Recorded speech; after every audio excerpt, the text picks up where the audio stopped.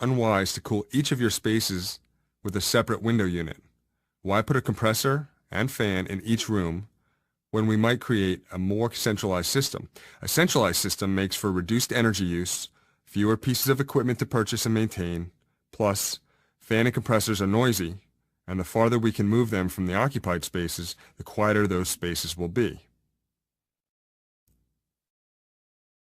Air performs reasonably at carrying cold air, but water is better at heat exchange and does a superior job keeping cold over long distances. For this reason, many buildings, and some campuses or city districts, utilize chilled water. In this regime, pumps carry water chilled on the evaporator side, which is to say the cold side, of the compression refrigeration loop, to sometimes distant air handling units. The air handling unit then blows air across coils of chilled water rather than coils of chilled coolant as we saw in previous examples, thereby cooling 70-degree return air to 50 degrees for distribution through ducts. The chilled water and coolant never touch or mix.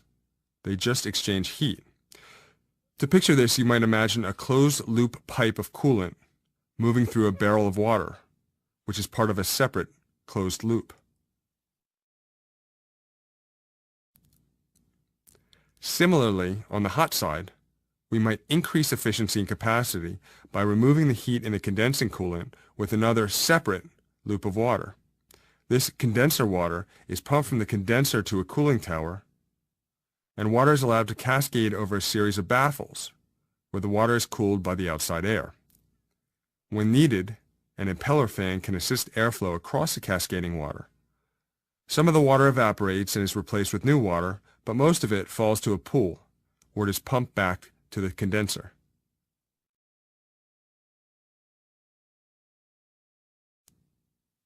This distribution network using water is complicated, but not exceptionally complex.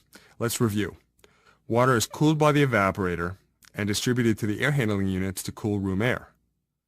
A separate loop of water cools the condenser and carries its heat to the outside air via a cooling tower. You've seen cooling towers on roofs and adjacent to buildings, or as part of central chiller plants. The machine that does the compression refrigeration loop in this layout is termed a chiller. As we've seen, the recirculated air is cooled by the chilled water coil in the air handling unit, but that's a bit of a lazy simplification. In fact, we will use the air handling unit not only as a thermal comfort device, but also an indoor air quality device. Outside air is introduced into the air loop, and that outside air combines with recirculated air from the room before both volumes of air move across a filter. Of course, simply adding lots of outside air without exhausting some of the inside air is not stable. So exhaust fans release some of the portion of the stale interior air, that portion not destined for recirculation, to the outdoors. Exhaust fans often draw from lavatories, chemical storage rooms, machine shops, and other zones where used air is really not welcome to return to the building.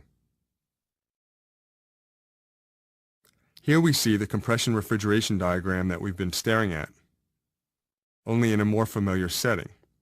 Water, chilled by the evaporator side of a rooftop chiller, the cold side, feeds air handling units, each serving its own floor.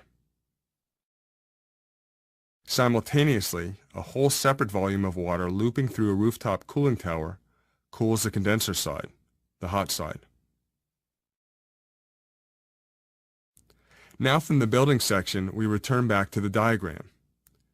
This is a good time to introduce mechanical heating, which is far more intuitive. For combustion, we require the usual suspects. I've drawn gas here, but it might be coal, or active solar, or oil. Either way, we need fuel, air for combustion, and a way to exhaust combustion air so that it doesn't make building occupants ill. The burning fuel heats water in a boiler, and that water is distributed, either as hot water or as steam, via another loop to coils in the air handling unit. In the cooling season, the chilled water loop is activated, but during the heating months, the hot water loop is activated. The boiler may also serve radiators, which are common on the perimeter of buildings where the mean radiant temperature may otherwise be quite low relative to the indoor air temperature.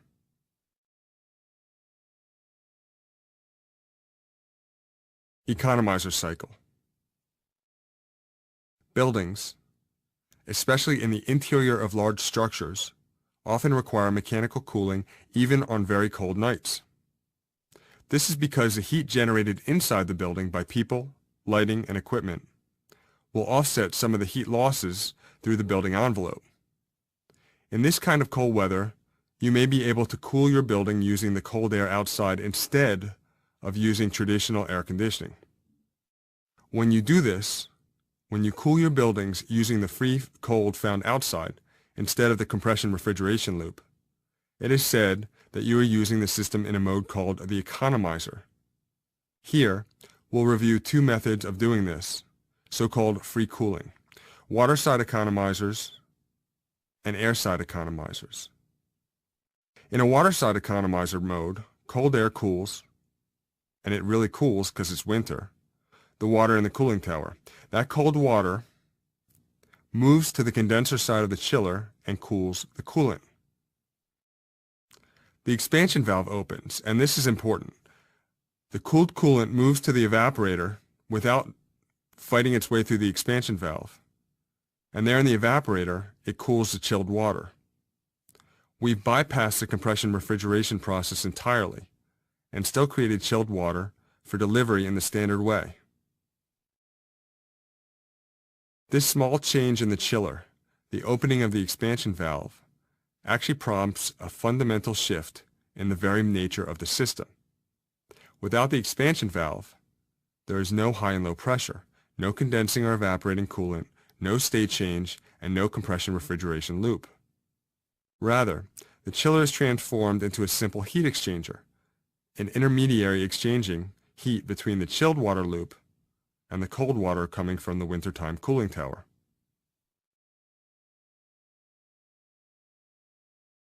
Now, what you just saw is called a water side economizer because it relies on cold air to chill water. Like a water side economizer, an air side economizer uses the cold outside air to bypass traditional air conditioning in an effort to save energy. Why air condition when it's cold outside?